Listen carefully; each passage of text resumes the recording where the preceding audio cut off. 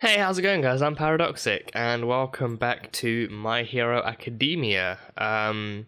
This time, Season 1, Episode 4, titled Start Line. So there's been a big break. There's been a big break since Episode 3, the last one I watched, and that was way back when. I can't remember the last time, which I think it was like last year at some point. I think towards the end of last year, I think maybe, and then stuff happened, and I had no schedule in place, so I had no idea what to put up besides the Arrowverse stuff that was coming back in. But yeah, finally back with it. Finally back. I was always going to continue it. I was always going to continue the show. I was always going to carry on and finish off this season and go on to the next and all that stuff. But yeah, I'm finally here. Finally here. So episode 4, Start Line.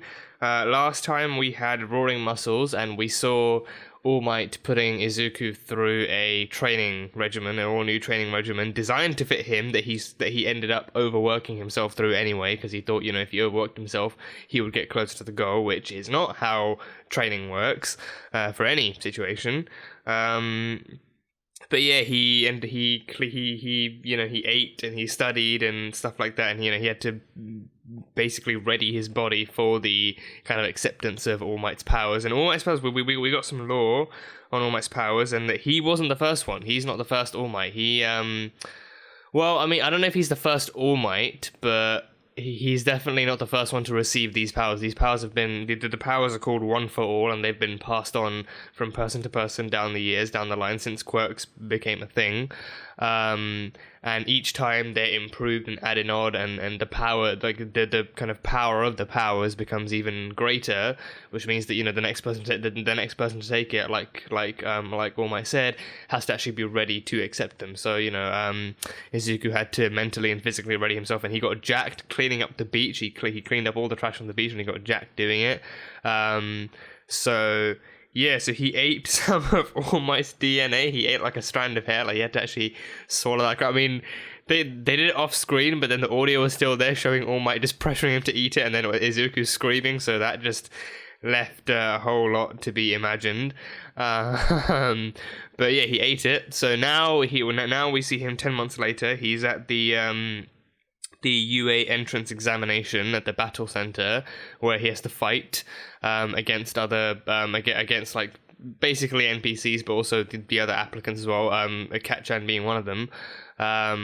But yeah, so now I think now in this episode we'll actually see him putting his ability to the test, seeing what he has. I think he'll get the One for All thing is like a multitude of other powers. So it's got super strength, there might be super speed too, and then him using the powers after some time, it might mean that he actually puts more of his own twist onto it too. So I think it's going to be interesting to see what he adds to it and how he uses these powers. But yeah, I think that's pretty much all I have from the last one. He met a girl, he almost fell, and a girl with a quirk stopped him by levitating him in midair, and then stuff like that, and then he went speechless, so he met a girl. So I don't know if we're gonna continue from that point, or if it's gonna be something different, but that happened.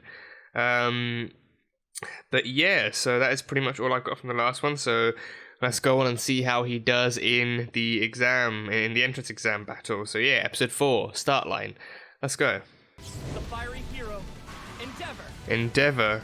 Not to mention the denim-clad award-winning Marvel, Best Jeanist. Best Jeanist. Graduating. Why do I feel like everyone's already written me off? Yeah. But you got the powers of All Might. What do they have?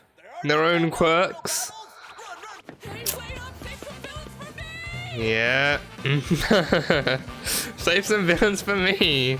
Now see, that's hero talk. That's hero talk. Anyone else would run away. He's running right into danger. I'll catch up to them. You haven't even taken it for a test drive yet.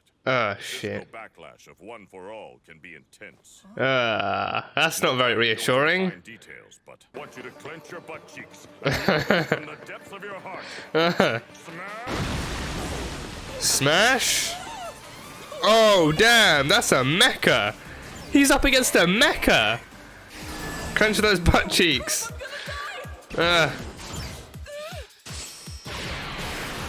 Oh. Oh, damn.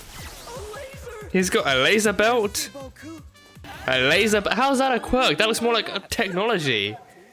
Or maybe it's like a thingy, harnesser. Yeah, maybe. Yep, everyone's taking him down. Yep. Everyone else is taking them down. Oh. What's she doing? Oh! She took them all down just using touch. Of course, remaining calm under pressure can be a huge advantage. Well, there's still plenty of time before it's over. Yaruki switch. Is yet to come. Let's see how they react. The Yaruki switch. What's a Yaruki?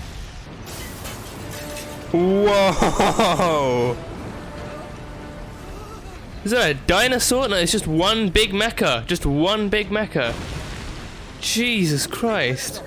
Oh, that's the 4.1. No. Oh, no, that's the 0.1. Oh, that's the one that's just not worth anything. Wow. The biggest one there isn't worth shit, really. The biggest one there isn't worth anything. Oh, the girl's in danger, isn't she? That girl's in danger. Yeah, oh, he's gonna save her. Go save her. Go save her.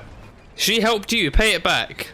I figured you wouldn't mind me catching you. Yes. You get who. You remember who she is. Now stop hesitating and go pay her back. There we go. There we go. Yeah, save her.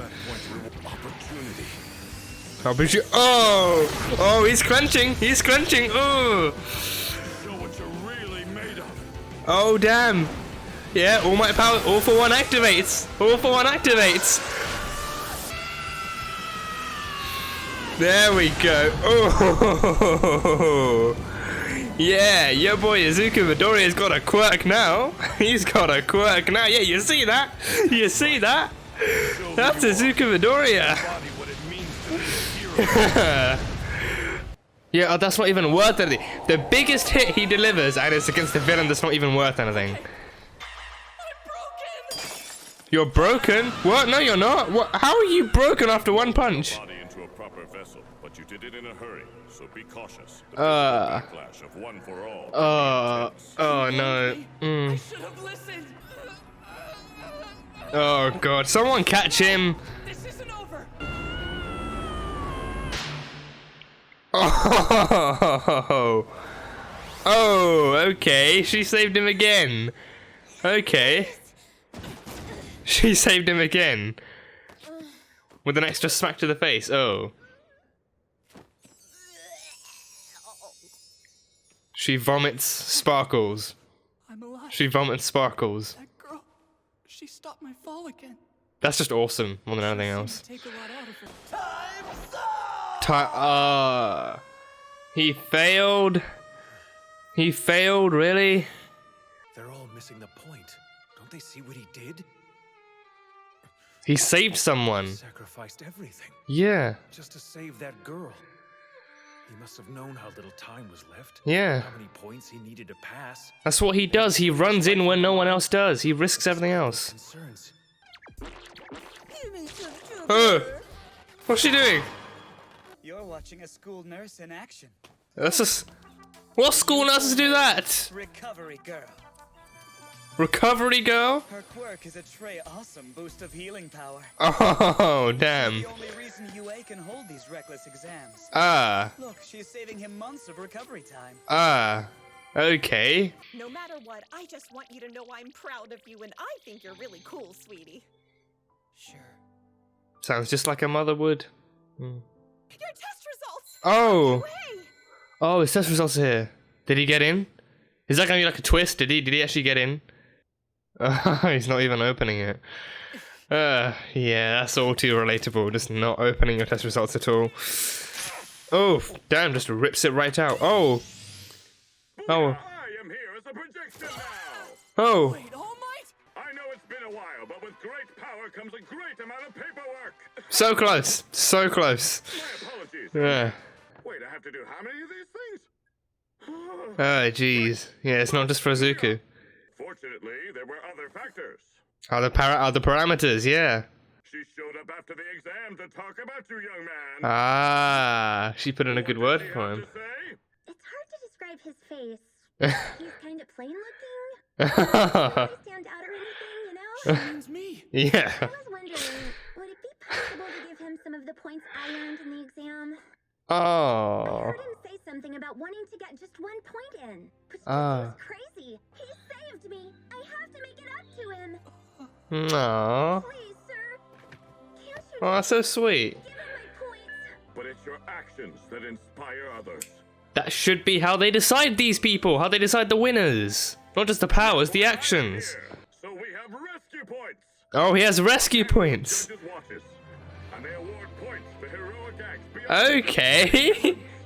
Oh, that's cool. Midoriya, 60 rescue points. 60 rescue points. Taku Uraraka, 45 rescue points. Ah, so he got more than her. You have made it. You're now part of the Hero Academia. Yeah, he's part of the Hero Academia. Oh, that's amazing. That's awesome. Okay, yeah, that was a fun episode. That was a fun episode. Okay. But yeah, like I think I was wondering that, like, you know, this, like, I was wondering like the whole ethics of this UA place and like this entrance examination, how it's all conducted. There's a written test too. I didn't see any reference to that in the last episode. But yeah, so I think it's what we saw was, I think, given the context of all this, I think it makes sense that what we saw largely was the practical test, which was actually going around beating up villains and stuff like that. And I was wondering the ethics of that, because, you know, like the way they kind of portray it that way, like when they explain to you how it works, the way they largely portray it is like, oh, you get points if you beat monsters, and then the more points you get, the better chance you have of entering this Hero Academia and being a hero and training and protecting other people and all that sort of stuff. But then the major ethics of that was like, you know, like, and also at the end that reveal, like, you know, on the screen, all the enemies and all the NPCs seem to have the same size, and they seem to be, you know, the same-ish level of threat, but some are worth more than others. And then the 0.1, you know, what I didn't see coming with that one was that, you know, oh, it's the biggest one there, and, you know, it's either the largest one there, arguably the most powerful one, but then you defeat that, you get nothing. You still get nothing, and I think that one, I don't know, I feel like maybe there's some reverse psychology to it. I think it's, I mean, I don't even know if reverse psychology is the right word for it. I think maybe like just some kind of like reverse, you know, kind of method, I don't know what word to use. Maybe reverse psychology is the best word that comes to mind right now. But, you know, it's kind of like a reverse of, like, you know, showing them the biggest one, telling them it's not worth anything, but the biggest one is, you know, again, it's arguably the most powerful, and it's the one that's capable of, you know, taking you out in one fell swoop, like, you know, while you're too busy with the 1 and 2 and 3 pointers that are somewhat smaller and more capable of handling you, but while you're busy taking on them, the biggest one could easily come up from behind you and just stomp on you and end the whole thing. So I think it's a case of, you know, which one are they going to choose to go? Are they going to choose to go for the smaller ones that will earn them more points, or are they going to go for the bigger one that will save everyone else and take out the threat as a whole? The biggest threat is obviously the more intermittent threat. So it's like, you know, the kind of the morals of a hero are to, you know, and especially with that girl trapped under the rubble, like Izuku from the beginning, he's had that kind of thing where, like, you know, he's been instilled with the morals of a hero, like when no one else runs in, when no one else, you know, sees themselves as capable or willing to handle the bigger threat, he jumps in. He did it to save Katchan. He jumped right into the midst of the sludge monster and started just scratching at the eyes and the arms and trying to free him and everything. So with this one, other people saw him just, you know, lying on the ground, just, you know, speechless, just trying to contemplate what was happening. And then as soon as he saw the girl, he was no one else, I think, no one else we saw noticed the girl, but he was the one who noticed the girl, and especially because she was the one that saved him the first time. So, you know, it's a matter of, you know, it's kind of like a mixture of paying that back and also just seeing someone else in danger and helping them. So I think, so they didn't reveal it until the end that is actually a parameter they had. I mean, the other guy, he had his suspicions, like, you know, how are they gonna, you know, see him taking out the biggest one there and not avoid him at any points? Like, that doesn't make sense. So, you know, it's obvious that, you know, this place can't be corrupt like that. So the only other logical explanation would be that there are other factors in play that we're not really that aware of, because they all have quirks. They're all used to growing up in a society where other people have quirks. They all know how and why they got there, so they're ready to fight for their own selves. But, you know, with Izuku, he's grown up without these powers. He's trained for months, and, you know, All Might finally gave him these powers. And granted, the major punch he did provide some major backlash to, and All Might warned him of that. He said, you know, don't jump in headfirst too soon. Actually, you know, make sure you're ready to use them before they activate. But instead, you know, he just one mega veined punch to the 0 point mecha. and he took some backlash to his legs, and his big vascular arm broke, and he had one arm left, and then the other girl still saved him as he was falling down. But yeah, and All Might, at first he was an alumni. All Might, Endeavor, and Best Genist are the 3 UA alumni, and All Might now is actually working at the UA. He's a member of the faculty, so I think, you know, it's a kind of it's a nice enough way of him being able to watch over Izuku while he's there, and him being able to still offer some pointers. I mean, in terms of the DNA consumption, I don't know how that works. If it's just like one hair, like all he gave him was one hair, so I don't know if there's more to it. I mean, because he recorded that after the exam. He filmed that after the exam, so he's still like, so All Might himself, he clearly still has that power of transforming into All Might, like into the big muscular version that people know and love. So he still clearly has some of his own power left. So I'm kind of wondering if that's a case of like, over time, like he's joining partly to watch over Izuku and make sure he actually, you know, adapts well enough to his new quirks, or quirk, however it goes, but also to actually keep on, feels wrong to say this, but, you know, still over time keep feeding him his DNA to actually fully pass on his powers, because I think that may well be how, I mean, I don't know if he's going to do it until he goes bald, like just feed him all of his hair. That's just a disturbing thought to think about. Like, one hair was bad enough, but then over time he keeps just secretly feeding him hair at school. But yeah, but I don't know how that works. But he clearly has his own power. So I think I don't know if he plans on giving over all of it, or if, you know, because I think each time it's passed on, it's improved. The person who wields it improves it.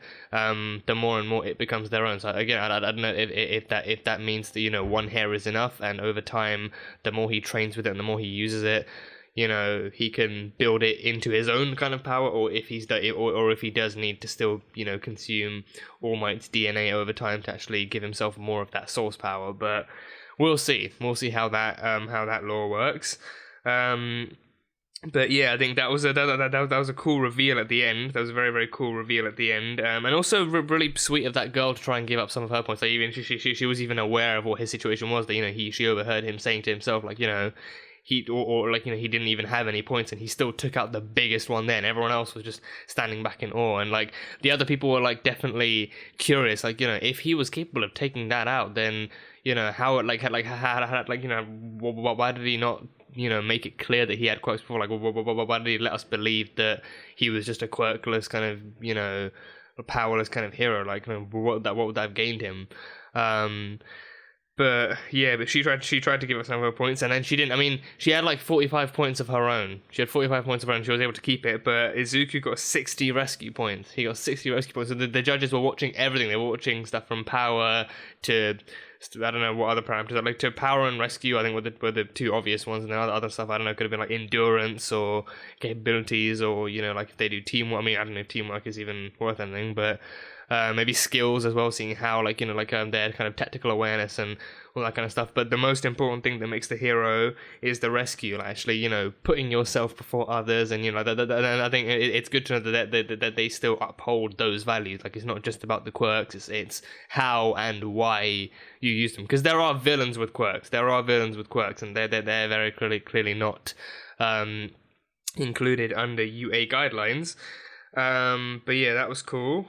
We have a super healing granny. We have a granny that just goes on handing out jelly beans to the to the contestants, and then she came up against Midoriya, and she just, you know, did a super kind of sucker kiss or something, just extended her lips and kissed him once, and then saved him months of recovery time and healed up all of his bones and muscles and ligaments and all that jazz.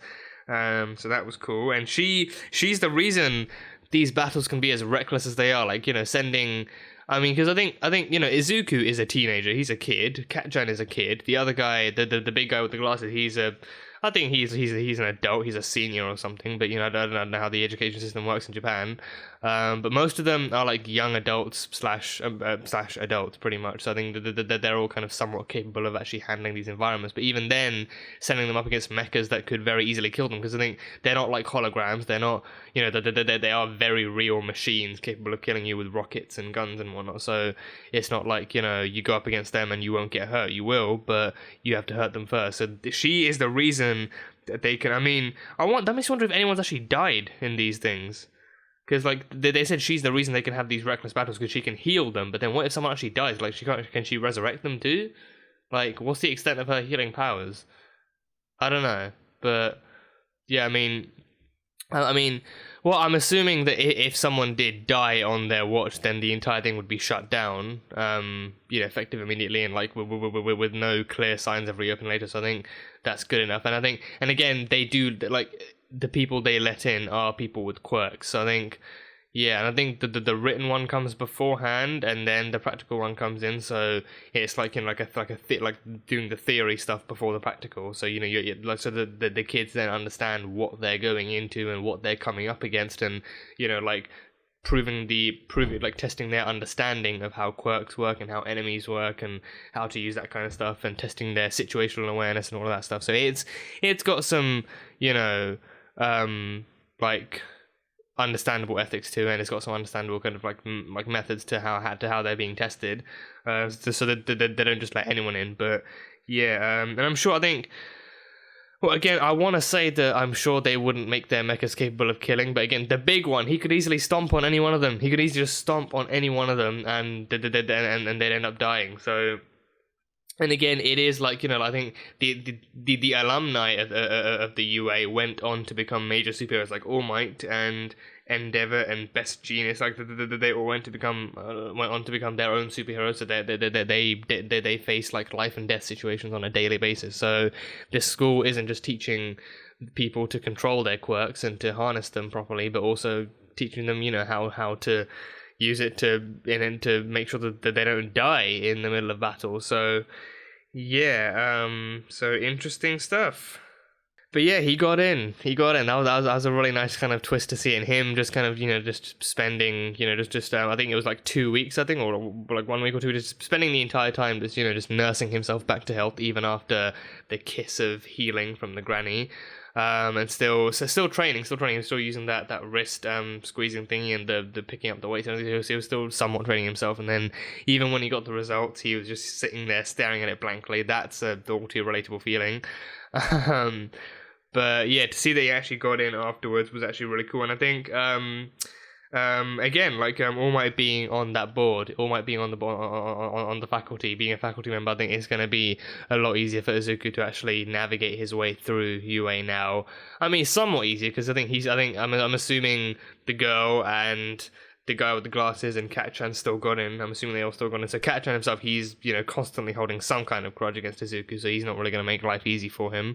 But he's got a quirk now, so I think the other guys, the other students, they saw him with a quirk. They saw him using his own power. So Kat-chan, I'm hoping we saw Kat-chan as well, because I think that'll be interesting going forward, seeing because he's known as the kid without a quirk.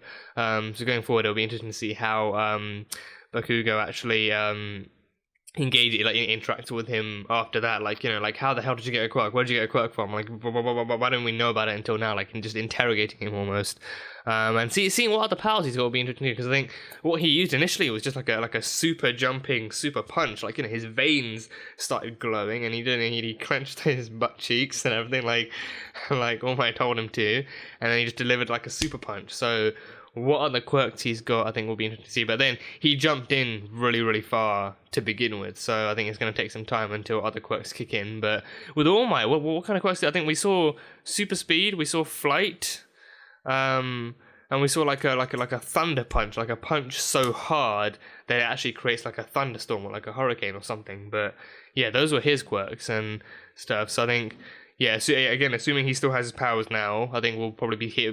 We can probably see him working alongside Izuku, and then him training him more like a Batman and Robin duo. But yeah, that was all very cool.